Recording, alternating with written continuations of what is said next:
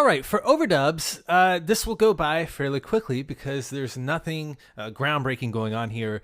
This is a stripped down arrangement, so there's not a lot of need for layering a ton of different voices. The only thing that we overdubbed were some synth strings and a tambourine. Both the synth strings and tambourine are dead on, prototypical, cliche 80s sounds. Okay. For the strings, all we did was use the Hollywood Strings preset. That's just a simple synth pad that is doing some strings. However, we made it even more 80s by chorusing the strings and then brightening them up and giving them a good bit of reverb. The sound that you end up with is this. Think Top Gun dramatic scene, any sort of 80s movie where you have some strings, and they just thought it would be a lot better idea to use a keyboard as opposed to an actual orchestra. Oh yeah, you know what I'm talking about. Okay, enough of that. So let's go ahead and listen to this with the rest of the arrangement so you can hear what type of sound this gives to it. I'm going to go ahead and take the tambourine out, and let's give this a listen.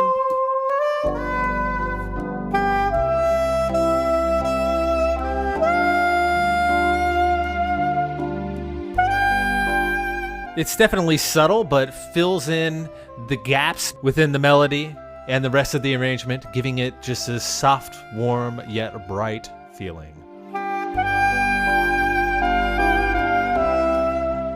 Okay, enough of talking about that. Now, let's go ahead and talk about this tambourine. The tambourine is yet another hilarious part of this that I absolutely love. We have it coming in on the chorus. It's adding that extra little bit of oomph that it needs in order to really drive home this point. Another thing too is that it is completely saturated with reverb at 100%. This is again very typical of this type of music. So let's listen to this. It kicks in during the bridge and is just absolutely amazing. Give it a listen.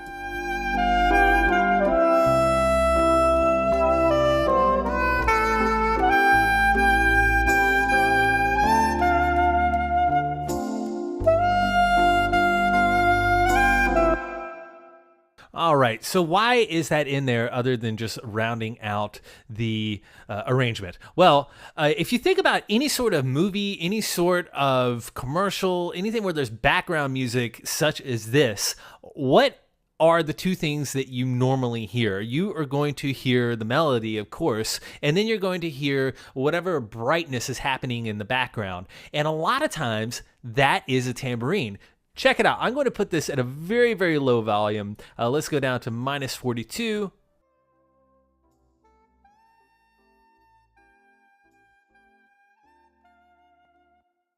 And that's the only thing that you really hear cutting through is the melody and this tambourine. It's very, very subtle, but it is hilarious, and it makes people think, oh, wow, there's a ballad going on in the background. It really drives home that point. If I were to mute it, you would probably miss it. So let's listen to it without it. I miss it too. Let's bring it back.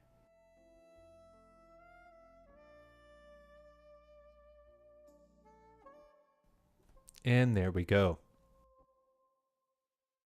All right, so that was it for overdubs. It's again, there's nothing crazy going on. It was very, very intentional. I mean, the two that were added really, really add a lot to the arrangement in order to drive home that 80s quasi jazz ballad feel and in order to perpetuate that feel at all volumes. All right. Now let's go into a little bit of editing and talk about what we needed to do to this sax sound to put the final touches on the arrangement. Then we'll go into mixing and mastering. Now, when it comes to the sax, there was just a little bit of editing that we needed to do. You can see from the original down at the bottom versus the edited version up top, just from the waveforms, you can tell that some work was done. The first one I want to show you is at the end of the song. I'm going to play the original here.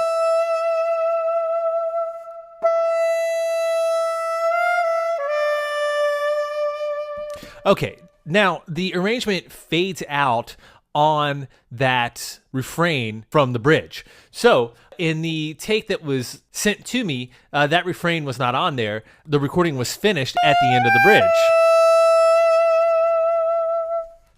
So how do we add a refrain that does not exist? Very simple. Just go grab the refrain that is in the middle of the take. I believe that was probably right around here. And there we go. All right, so when I was talking in the very, very beginning about how it's important to make something easily editable and rearrangeable, this is where all of this starts to pay off. We can simply just go over to the beginning of the bar.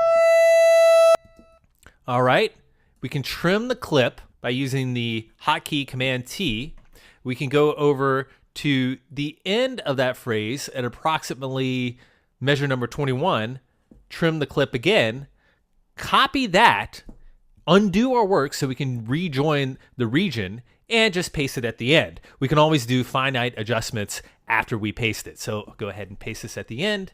Let's go ahead and create a new track so we can hear what this sounds like. It has its own little devoted track. We'll go ahead and solo this and hear what we have. Okay, we can hear and we can also see that we had the pickup note going into the phrase. It would sound better if it just landed right on it. So I'm going to go ahead and zoom in and trim this down a little bit further. I'm going to disable snap to grid so we can make a really, really finite adjustment. Go ahead and bring this over, and there we go. Okay, that's landing right on it. So we have a couple different options here. We can either put it back to snap to grid, but I'm going to do it freehand just so we can keep that natural feel of the ballad soprano sax. So let's go ahead and solo both the tracks so we can hear what this sounds like.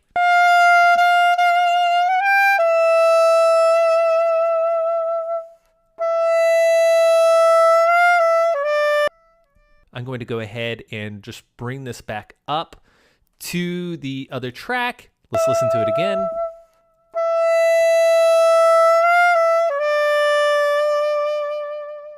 And there we go. The fade out is taking care of everything else. All right, so let's go ahead and drop this back in with the rest of the arrangement just to make sure it fits in and sounds natural.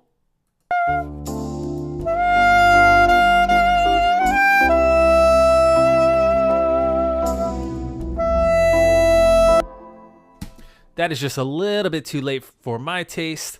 Let's go ahead and make this drop in closer to the beat.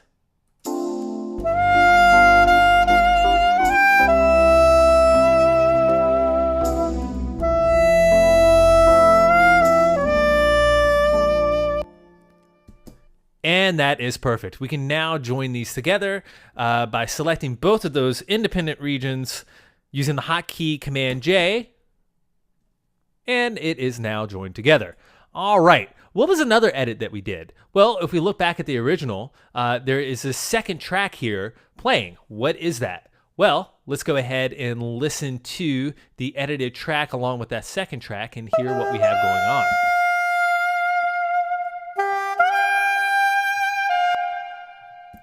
Okay, it sounds like a pickup note. That pickup note was not in on the original. I just figured that would sound pretty nice. So how do we add a pickup note? Well, we use the same method as we just did for adding the refrain at the end of the arrangement. We simply go through, find a pickup note somewhere within the take, and drop it on the second track. Now, why would I put this on a separate track as opposed to doing it exactly the same way as we did it with adding that refrain? Well, it blends better. As you can see on this second track, the volume is pulled back ever so slightly. That pickup note is in fact the first note.